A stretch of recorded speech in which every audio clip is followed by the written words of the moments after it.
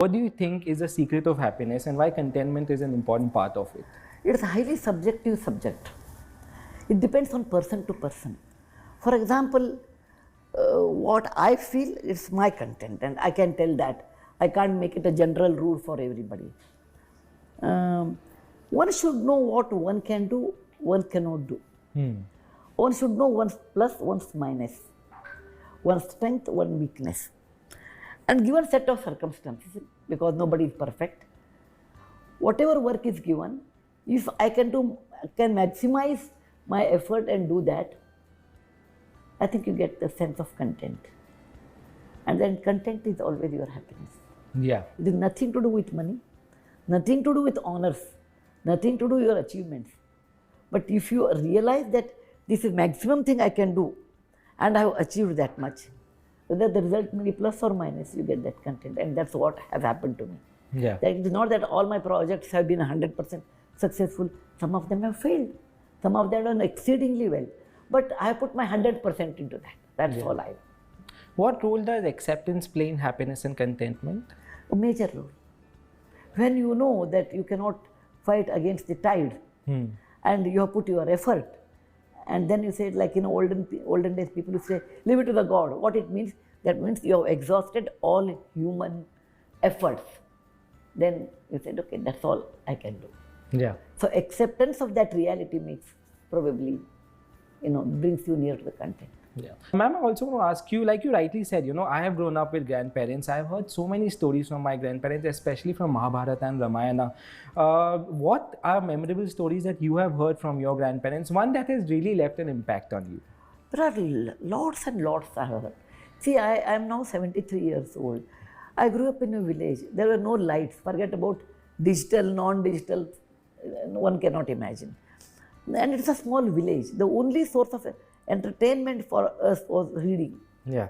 So my grandfather used to read Mahabharata, Ramayana, Bhagavata, a lot of things, and I learned a lot. And that's the reason I could write unusual stories. In mythology, 5 volumes I have written. Yes. Okay. They are very unusual. It took almost 50-60 years for me to do proper research and then make those 5 volumes.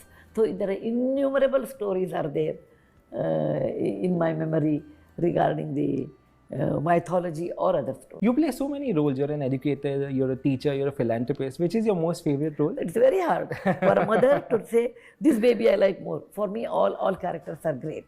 And I've enjoyed every role. But maybe as a teacher, I enjoyed most because I come from a teacher's family. My father was a doctor and a professor. My sister is a doctor and a professor. My brother a professor at Caltech. And married into a teacher's family. So teaching is probably in my DNA. So I probably, of all the roles, nearest is to be a teacher is a great joy. Yeah. This makes me want to ask you, ma'am, feminism is a word we use so often today, right? And people take it from all kinds of way. What is your definition of feminism? Men and women are different actually, wired differently, physically, mentally. But women are more stronger in general. Yeah, I agree. Okay, not in terms of the physical strength, I'm telling you. And connecting to relationships, managing difficult situations, and multitasking. And God gives them, because when a child is born, she is a daughter, later she will be a wife, she will be a mother-in-law, she will be a grandmother, she will be amma, or she will be sister-in-law. She plays many emotionally difficult roles and she has to manage everything. She will be a boss, she will be a subordinate. So that makes her probably more balanced emotionally. Yeah. Trustees, teachers, and my parents and my dear students. It gives me enormous joy for me to come to school than any other place for various reasons. A, I am a granddaughter of a school teacher. B, I am a daughter of a professor. C, I am the daughter-in-law of a school teacher. D, I myself am a teacher. I used to teach computer science in Christ University. And later I became so irregular than my own students. Then I said I will come on a management than a teacher because of my hectic schedules. Children give me enormous joy because they are innocent. And it's the first time I'm addressing any school in Bombay. I have not addressed any school in Bombay.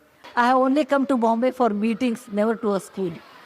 So when there was an urgent meeting came down today, evening I have a 7 o'clock meeting, then I thought, why can't I come little early? Anyway, I waste half a day in Bangalore traffic reaching airport. I rather leave at 5 in the morning, reach Bombay at 8:30 so that I can have a session with the students, and then I opted for this.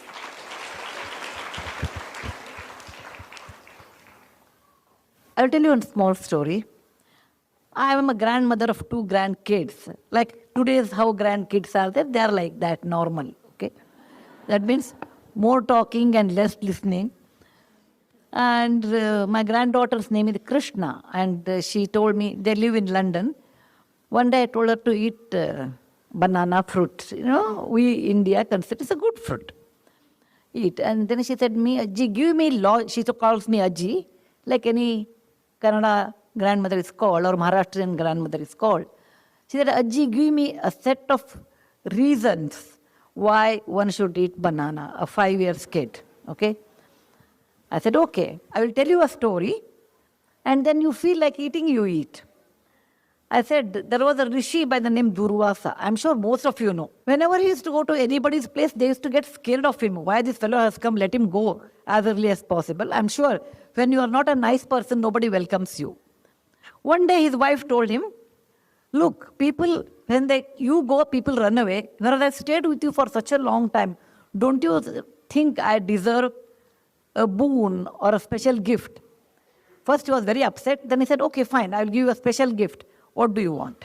She said, I want a fruit which is not grown in Devaloka or up above heaven, which is grown on the earth. Yet it should be used to worship God. B, it should flower once a year and it should not have any seeds. C, all parts of that tree should be used in cooking.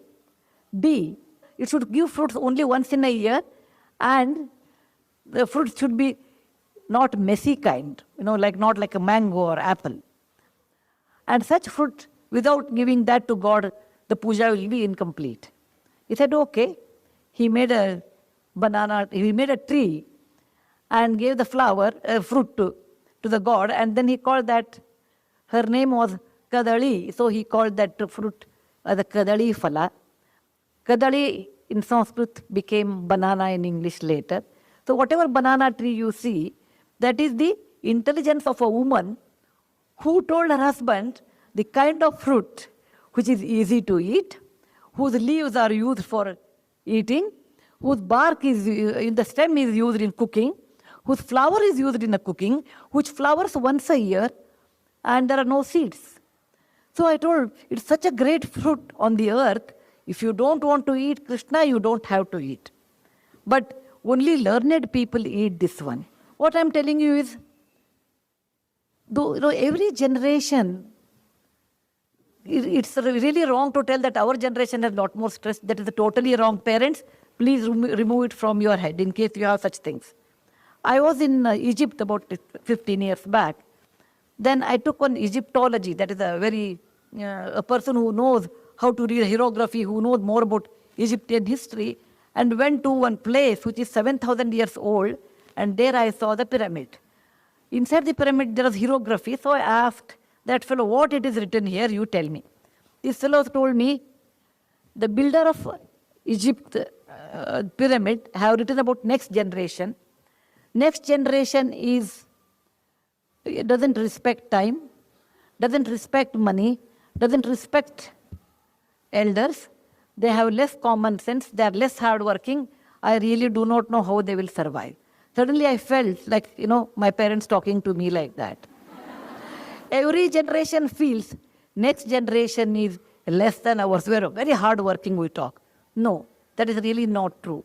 Every generation has their own plus and minus, some totally same.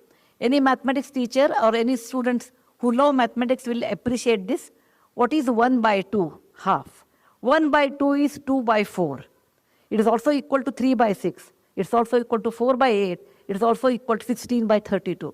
The moment I say 1 by 2 and 16 by 32, 16 is a huge number, 1 is small, but the ratio remains the same. And that is the way every generation has their own plus minus, their own strength.